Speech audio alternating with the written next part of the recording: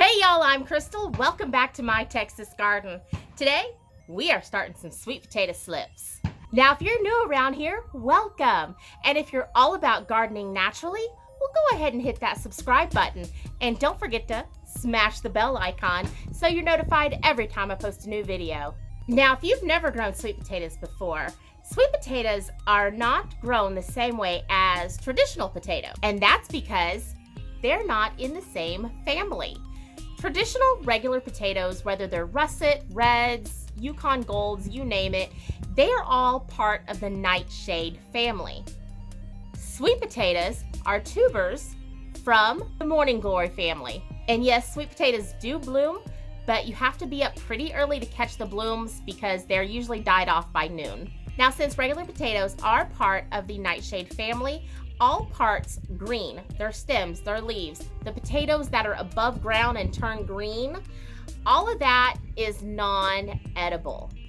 They're actually pretty poisonous and could really make you sick, possibly even kill you. So we don't eat the greens on potato plants. However, sweet potato plants are part of the morning glory family, and all parts of the sweet potato plants are edible.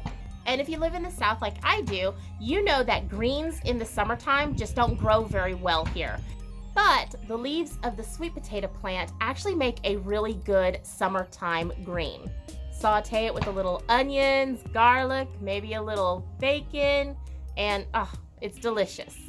Now, just like regular potatoes, sweet potatoes have lots of different variety. You're probably more familiar with the orange variety that you find at your grocery store. And the orange ones at the grocery store are delicious, but I do prefer the purple variety because they are a little bit sweeter and creamier in taste. Now, I am growing another purple sweet potato this year. However, this is not the same variety that I grew last year. Nope. This variety is a purple Japanese sweet potato, and it happens to be Mama Lai's favorite variety. And she asked if I would grow this for her. And how can I say no to Mama Lai? Especially when she goes to the Asian market, picks out her favorite sweet potato, buys a couple of them, and hands them to me and says, "This is what I want you to grow." How can I say no?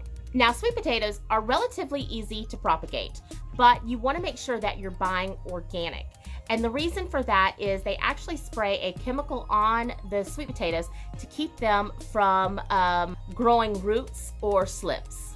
The organic ones have not been sprayed. Now, with normal potatoes, you would cut the potato where the eye of the potato is. And then you would take that, put it into your garden soil, and a potato plant would grow from there. Sweet potatoes, on the other hand, actually grow from slips.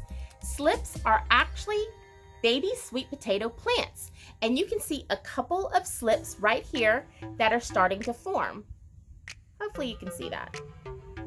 So once the slips actually get 6 to 8 inches tall, then we'll remove it from the plant, and then we'll plant that, and that will grow us lots and lots of sweet potatoes. Now, this one sweet potato plant will put out a lot of slips. So there's actually 2 methods of growing slips from sweet potatoes. One is the water method, and that's where you take this sweet potato and you put it in some water about this much, and different slips will grow out from there. That is the method that I've used for a very long time, and that method actually works really well. However, you have to change out the water every day or every couple of days because it kind of gets kind of yucky. Now, the second method of growing sweet potato slips is actually taking this sweet potato and basically planting it. So basically what we do is we take the sweet potato and we bury it only halfway in soil. And from there, you'll get lots and lots of sweet potato slips. Now, I did an experiment last year, and I compared the soil method to the water method. And for me, I actually prefer the soil method. The soil method gave me bigger, healthier looking slips. The leaves on the slips were more developed than the water method. However, the water method gave me better looking roots. But in the garden, it actually took the water method slips, I said that right, it actually took them a little bit longer to catch up with the soil method sweet potato slip. So we're gonna go with the soil method again this year, and let me show you how we do that.